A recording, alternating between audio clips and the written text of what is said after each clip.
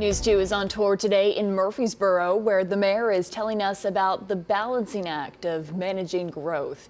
News 2's Nicole Smith sat down with Shane McFarland to discuss Murfreesboro's climbing population during his 12 years in office.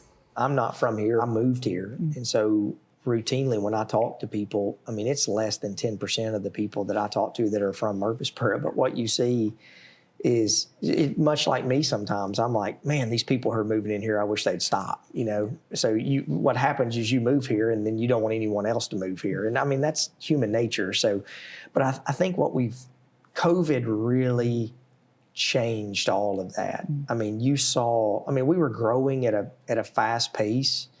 Right now, our growth rate is somewhere around 1.5 to 2%, and we can manage that. But when you start looking at growth of 10% or more, I mean, it's hard to be able to manage that. Is that what it was around the pandemic? I don't know what the exact number was, but yes, I think it was at least that. And so what was happening, post 2020, 2021, you had all these people who were migrating from different areas of the country, and they were coming to areas like Tennessee, they were coming to Florida, Texas. People want to move to where there's no income tax. I think that's a huge driver for the state of Tennessee. We are a low tax state. I mean, Murfreesboro, we've had one tax increase in 30 years. So I would tell people, like, research ChatGPT and find a community that's been able to do that. And so we've done that with managing growth. But I would say as a community, if you had to say what's the number one complaint, it's traffic. But a lot of the roads, you've told me, that the concerns and complaints come from are not owned by Murfreesboro. Yeah. Explain that a little bit. The majority of roads that we all drive every single day are all state roads. And so the city of Murfreesboro, I mean, the easy road projects inside the city, we've done all those. So, you look at our capital improvement plan, you look at our infrastructure plan, and 75 to 80% of the money that we borrow, it's all to build roads. So I think we are partnering with the state.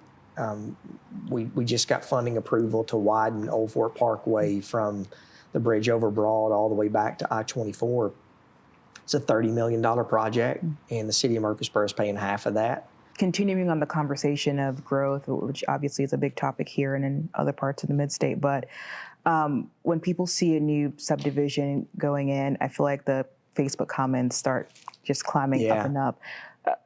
Explain a little bit how you are accommodating for the new families that are coming in, and affordability and all that, with the longtime residents who've been here a while and they don't want to see another subdivision. It is such a balancing act, and it's something that I don't know that there's a good answer, because I think human nature is that when you have something that's really good, you are like, okay, I'm here, but I don't want anyone else coming, And so I think there's a balancing act. I think if we can stay in that 1 to 2% growth, there's two things I don't think you can argue. Murfreesboro, from a standpoint of our tax rate's at 94 cents, 95 cents. We're expecting that to probably go down to 60 cents with the reappraisal. Murfreesboro, from a tax standpoint and the services we provide, it's hard to find a better benefit. Part of that has been coupled with growth coming in. So, if I could go back, there are decisions, I think, 20 years ago, before I was here, that I wish that we could go back and say, I wish we would have done that differently. I think any examples? We should have gone back and looked at what I call the garden-style apartments, putting those in areas that are hard to get services to. So I think, like the Gateway area in Murfreesboro, that makes sense to have apartments in those areas where people can walk to restaurants, they can walk to Trader Joe's. But putting, these very dense apartments in areas where the only way to get goods and services is to drive everywhere, I think that could be something we should have relooked at. And that's why we really don't approve apartments anymore outside of that Gateway area. And you can watch our 30-minute conversation with Mayor Shane McFarland right now as News 2 continues our tour of Murfreesboro that is up on WKRN+.